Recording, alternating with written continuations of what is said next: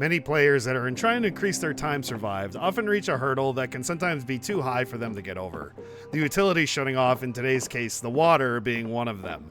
Hello everybody and welcome to a Project Zomboid guide video on how to survive post-water shutoff.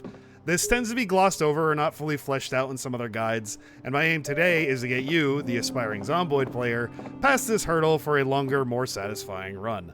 I'll be demonstrating strategies on how to keep yourself hydrated, as well as fire starting and water purification along with it. We got Tutorial Thomas here to help us through each step as well. Let's get on to it.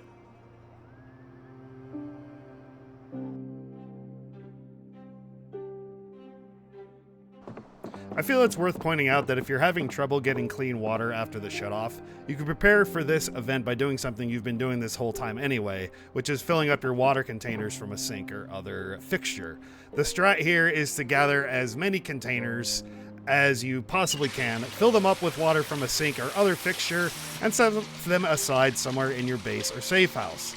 This can be a number of containers ranging from cups, mugs, empty cans to bowls, saucepans, cooking pots, paint cans, and metal buckets.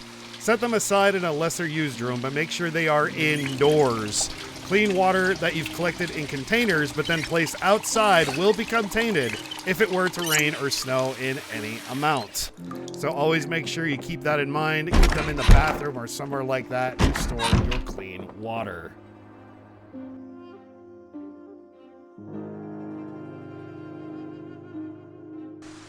On to the meat and potatoes of our guide here. Now, once the water turns off, there will still be some residual water in all of the fixtures throughout the map. And by that, I'm referring to the sinks, bathtubs, toilets, water fountains, other fixed places like that. There are 3 or so methods that you could use to purify water post-power shutoff, or post-water shutoff, I should say. Those would be the propane grills, the campfire, and the antique stove. I personally wouldn't recommend the propane grills as they, well, for one, require propane to be functional, and the propane is much more valuable to be used in other metalworking skills like welding and such like that. So we're going to focus on these 2 methods here, kind of old school with the campfire and the antique stove. Now, to get a campfire, you're going to need to gather 3 stones. These can be gathered by foraging once more, or by picking them up off forests. You can see, I don't know if you can see any from here, but they look like little rock outcroppings, but they're pretty easy to find regardless. Once you have 3 stones, you're going to open your build menu, go right here, and you can just place the campfire down. We already have one placed down just for simplistic purposes there. Now, once you do have said campfire placed, you will need some fuel to, well, burn the fire. Wood is your best bet. Right here you got some scrap wood, tree branch, twigs, splinters, wooden rods will work too, planks. Pretty much anything you can think of will burn. You can use cloth. I personally wouldn't recommend the cloth. It doesn't burn as well, but it can be useful if you're in a tight spot. Now, to add fuel to the campfire, you're going to go open up your loot menu like you were looting something. You'll go right here to the campfire tab, I should say. It already has a pork chop. I will be using that to demonstrate a cook, but for now, not so much that. Hit destroy for fuel, this green button right here. It'll give you all the options you could possibly have. We already have some fuel in here, but you can add whatever you feel. You can go up to 8 hours, by the way. Build 41, we do miss those times. You used to be able to have insanely long fires, but you can only have 8 hours of a fire, but you can add to it if you so much need to. You're going to want to aim to about 1 hour to 2 hours. Water doesn't take that long to purify, but if you're planning on cooking, that's where the time you're going to want to shoot for. So we already have that fuel in. I'll just throw in some twigs, just kind of demonstrate how that goes. Just like that, it goes right in. You got nothing to worry about. Now, lighting the fire. You got 2 main methods for the most part. You can use matches and lighters, or you can go the old school method with a drilled plank and a branch or a wooden rod of sorts. Now, to drill a plank, you're going to, well, need a plank. You can get those by either busting apart furniture or by felling trees and then using a saw to saw them into planks.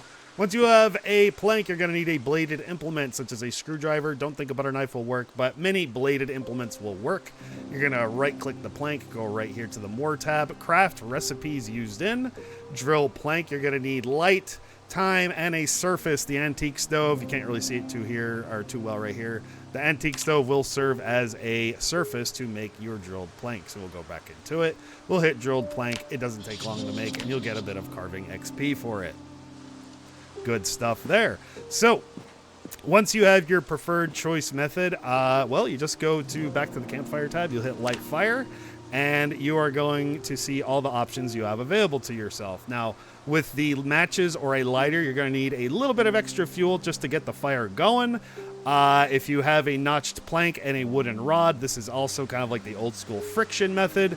Very economical, but there is a chance that it will fail to where using a matchbook or a lighter will always light the fire guaranteed. I'm going to see if we can actually get a successful light here via the old school method. Now this does have a chance to break said item. I'm hoping it doesn't. Oh, how about that? Well, once you got your fire going, just like so, you'll just take your water container. For example, I have a bucket of tainted water here. You could get tainted water either by placing said containers like these outside, letting the rain do its thing, or going to a lake or a river, another natural water source, to then gather for the fire. You'll place it in here, and you'll just wait not too long at all, maybe at most a minute. What you're looking for here is this green skull to go away and this tainted adjective essentially to remove. Once you see this red outline, that means it's pretty much heated up, and then green skull's gone, and make sure that tainted goes away. They are somewhat independent of each other, but not superbly so. So the water is all clear, so you're going to remove it from the fire. You can't really burn it. There's nothing to worry about there.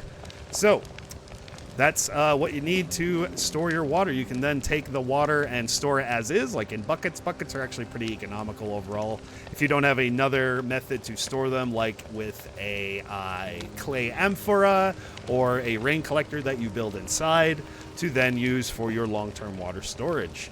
Cooking-wise, you simply need some food. Some food does need to be cooked. For example, this pork chop, it says dangerous uncooked. You do not want to eat it, or you will have boo-boo belly. Put your food right in, and then you're going to have to wait until this is all done. I will speed this process up just for demonstration purposes. Once that cooking bar, you can see it rapidly growing there. It'll go slower if you're on normal speed. Once you see burning, back to normal speed, you want to remove that food, and it is safe and now good to be eaten. That is what you got there.